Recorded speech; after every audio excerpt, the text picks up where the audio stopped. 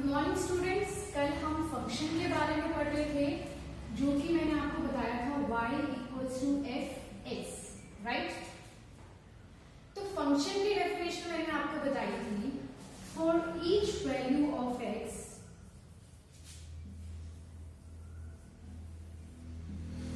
There exist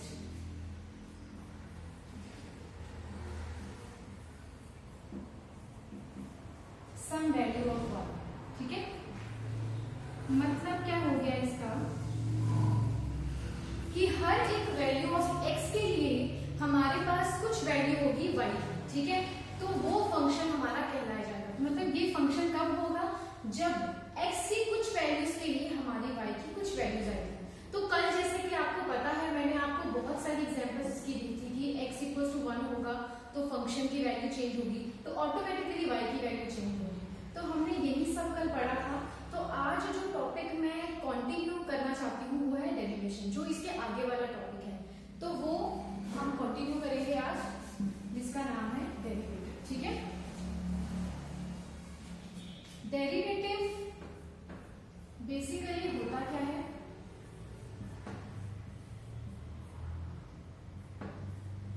derivative, और या आप इसको डिफरेंशिएशन भी कह सकते हैं। ठीक है, तो मोस्ट कॉमन नेम वो क्या है, differentiation.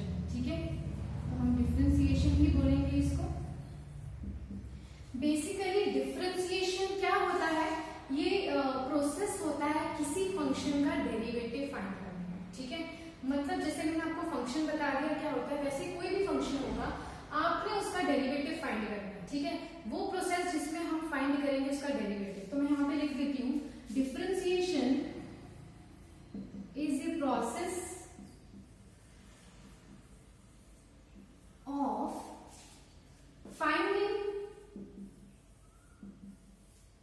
derivative of a function। ठीक है, तो डिफरेंशिएशन क्या हो गया, प्रोसेस हो गया जिसपे हम फंक्शन का डेरिवेटिव फाइंड करते हैं। ठीक है, तो इसकी इन अदर वर्ड्स आप ये भी कह सकते हो कि डिफरेंशिएशन क्या है, कि देखना कि कितना वो वेरिएबल चेंज हो रहा है, डिपेंडेंट वेरिएबल जो है वो कितना चेंज हो रहा है with respect to independent variable. ठीक है, तो हम कैसे लिख सकते हैं इसको, कि in other words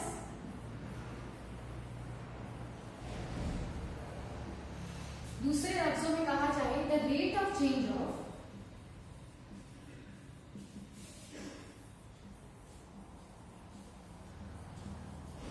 dependent variable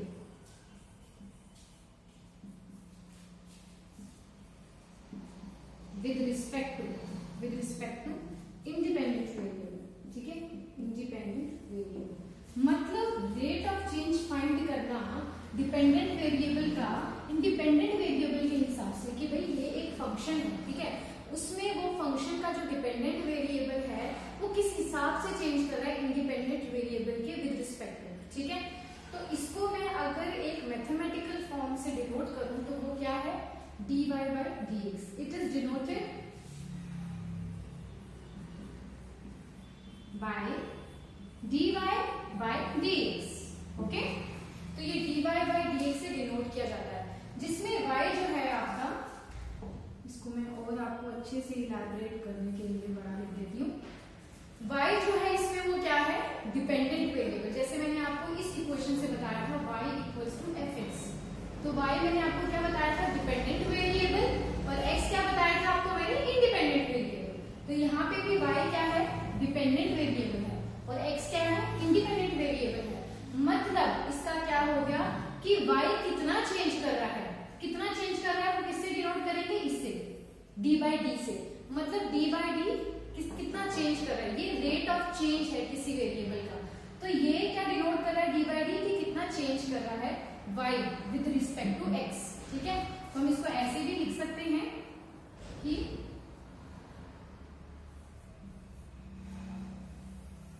जो y है, d अपॉन dy जो है वो कितना चेंज कर रहा है विद रिस्पेक्ट टू x। ठीक है, तो डिनोट हम ऐसे करते हैं dy by dx को, इसमें से ये होता है डिपेंडेंट वेरिएबल और ये होता है इंडिपेंडेंट वेरिएबल। अब इसके कुछ फॉर्मूलेज होते हैं, कुछ तरीके होते हैं, कभी भी हम जब किसी फंक्शन को डेरिवेट करते हैं। सबसे पहली चीज फंक्शन को डेरिवेट करने के लिए, वो मैं आपको समझा देती हूँ।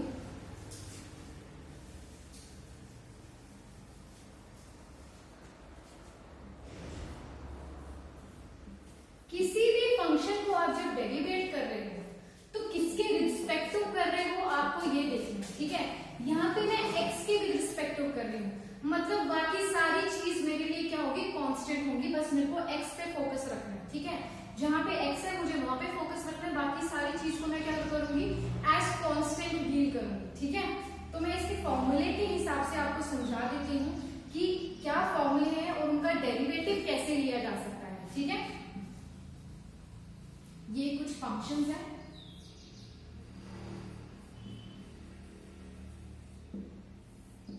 और यहां पे मैं आपको डेरिवेटिव लिखूंगी, ठीक है। डेरिवेटिव या डिफरेंशिएशन, ठीक है। तो फंक्शंस में आपको मैं कुछ फंक्शन, जैसे मैंने y इक्वल्स टू fx बताया था, उसी से related y equals to x cube, x square, constant, ऐसे अलग अलग चीजों के फंक्शंस दूंगी, ठीक है। उनको डेरिवेट करने का फॉर्मूला बताऊंगी, ठीक है। फिर हम हर एक चीज कर रहे हैं, हर एक फंक्शन जो कर रहे हैं उसकी एग्जांपल करेंगे, उसको क्लियरली समझने के लिए कि अगर ऐसे टाइप का फंक्शन आए तो हमने कैसे डेरिवेट करना है, ठीक है। तो सबसे पहला जो फंक्शन है वो एक कांस्टेंट है, ठीक है। कांस्टेंट जो मैंने आपको बताया था वो क्या होता है, कांस्टेंट होता है जिसपे कोई मैथमेटिकल ऑपरेशन लगे तो वो चेंज नहीं होता, ठीक है, वो एज इट इज रहता है। तो मैं आपको बता देती हूँ कि पहला जो हमारा फंक्शन है वो क्या होगा, y equals to c। c क्या है, यहाँ पे कांस्टेंट है, ठीक है। तो अगर ऐसा कोई भी कांस्टेंट आपके पास आता है तो आपने उसका डेरिवेटिव कैसे करना है, आपने उसका डेरिवेटिव करना है d बाई डी, ठीक है, d by D y upon x, मतलब dy अपॉन dx, मतलब y की मैंने डिफरेंशिएशन की विद रिस्पेक्ट टू x, ठीक है। तो इसको मैं कैसे लिखूंगी, डिनोट कैसे करूंगी इसकी डिफरेंशिएशन को, dy अपॉन dx से, मतलब मैं y की डिफरेंशिएशन कर रही हूँ विद रिस्पेक्ट टू x, इसका मतलब ये हो गया, ठीक है। अब इसका क्या होगा ये देखेंगे, d बाई, अब y की जगह हम क्या पुट करेंगे, जो y की वैल्यू है, y की वैल्यू क्या है हमारे पास c, तो ये हमने c लिख दिया y की जगह, ठीक है। अब यहाँ पे कोई x नहीं, यहाँ पे कोई y नहीं, तो हम क्या करेंगे, कांस्टेंट का जो डेरिवेटिव होता है वो क्या होता है, 0 होता है, ठीक है। तो आपने कभी भी याद करना है, आपको कभी भी कोई कांस्टेंट मिलेगा 2, 3, 4 कोई भी न्यूमेरिकल वैल्यू डायरेक्ट होगी जिसके साथ कोई x या कोई y कोई z नहीं लगा होगा, तो उसका जो डेरिवेटिव होगा विद रिस्पेक्ट टू x या विद रिस्पेक्ट टू एनीथिंग वो 0 होगा, ठीक है। इसकी एग्जांपल मैं बता देती हूँ आपको। एग्जांपल, मुझे अगर करना है 2 का डेरिवेटिव निकालना, y इक्वल्स टू 2 है, ठीक है।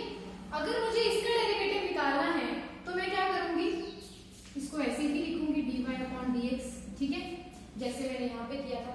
फिर d अपॉन dx, y की वैल्यू क्या है, y की वैल्यू है 2, तो मैं यहाँ पे क्या लिख दूंगी 2, ठीक है। 2 लिखने के बाद मैं क्या करूंगी, इसको डेरिवेटिव करूंगी। अब मेरे को पता है कि भाई एज फॉर्मूला जो कह रहा है वो क्या कह रहा है, कोई भी कांस्टेंट वैल्यू होगी तो उसका डेरिवेटिव जो होगा वो 0 होगा, तो मैंने क्या कर दिया, इसका डेरिवेटिव 0 कर दिया, ठीक है।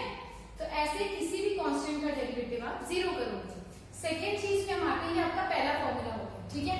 दूसरा फंक्शन हमारा होगा, दूसरा फंक्शन हम लेते हैं y इक्वल्स टू cx, तो ये c है, ये x है, ठीक है। ये क्या आ गया, कांस्टेंट के साथ एक वेरिएबल मल्टीप्लाई हो गया, ठीक है, ये एक फंक्शन बन गया, ठीक है। तो अब मैं इसका डेरिवेटिव करके बताती हूँ क्या बनेगा। जैसे कि मैंने आपको बताया y का डेरिवेटिव लेते हैं विद रिस्पेक्ट टू x, तो इसको dy बाय dx से डिनोट करेंगे हम। अब इसको भी हमने डेरिवेटिव करना है, तो हम क्या करेंगे, इसका डिफरेंशिएशन कैसे करेंगे, dy बाय dx लिख दिया। अब y की वैल्यू क्या है, c x है, तो हमने क्या किया, c और x लिख दिया, क्लियर है ना। फिर इसके बाद क्या करेंगे हम, क्योंकि ये कांस्टेंट है और कांस्टेंट के साथ एक वेरिएबल मल्टीप्लाइड है, तो हम क्या करेंगे, कांस्टेंट को वेरिएबल से अलग कर देंगे। और उसको अलग कैसे करेंगे हम, c बाहर ले लिया, फिर आ गया हमारा dy बाय dx, ठीक है, c बाहर ले लिया, dy बाय dx आ गया। अब हम क्या करेंगे, ये x अंदर लेंगे, ठीक है, क्लियर है ना। c dy by dx x, और x का डेरिवेटिव 1 होता है, ठीक है। x को जब हम डिफरेंशिएट करेंगे विद रिस्पेक्ट टू x की, तो वो 1 होगा। वो कैसे 1 होगा, ध्यान दीजिए, वो ऐसे 1 होगा कि c dx by dx हो जाएगा ये, राइट। न्यूमरेटर और डिनोमिनेटर एक जैसे हो गए, तो ये क्या हो गया, 1 हो गया, ठीक है।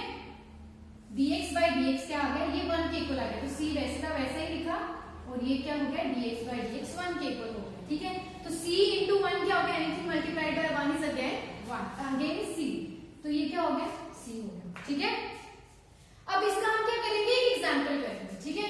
एग्जांपल के लिए मैं ले लेती हूँ y इक्वल्स टू 2x, ठीक है। ये example y equals to 2x मैं लूंगी, फिर मैं इसको ही डेरिवेट करूंगी, ठीक है।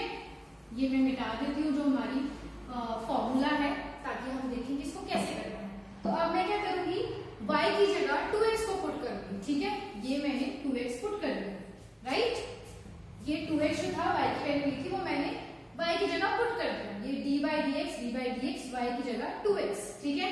अब वो 2 क्या है, यहाँ पे कांस्टेंट है, जैसे मैंने आपको पहले फंक्शन में बताया, अब वो एक कांस्टेंट फंक्शन है, तो हम क्या कर देंगे, इसको बाहर ले आएंगे, ठीक है। तो इसको हम ऐसे बाहर ले आएंगे, तो ये क्या हो जाएगा, 2d by dx of x, ठीक है। तो 2d by dx of x हो गया।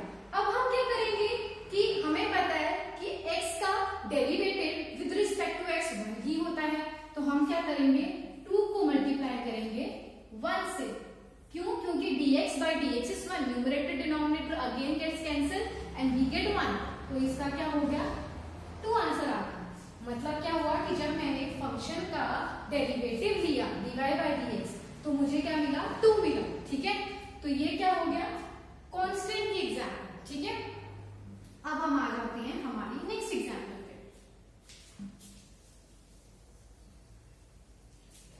तो नेक्स्ट एग्जांपल क्या होगी, अगर x की कोई पावर हो गई, समझो, मतलब ये x हो गया n, ठीक है।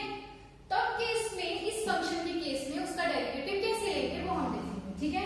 इस फंक्शन के केस में क्या करेंगे, हम सिंपली पुट कर देंगे x को n y की जगह, ठीक है। फिर ये जो n पावर में है, इसको हम कोफिशिएंट बना देंगे, ठीक है।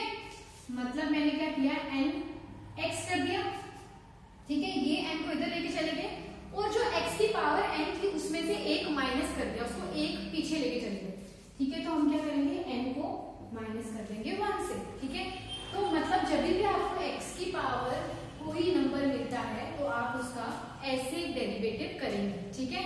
तो इसकी एग्जांपल भी ले लेते हैं, x², ठीक है। Suppose y equals to x², तो इसका dy by dx क्या हो जाएगा,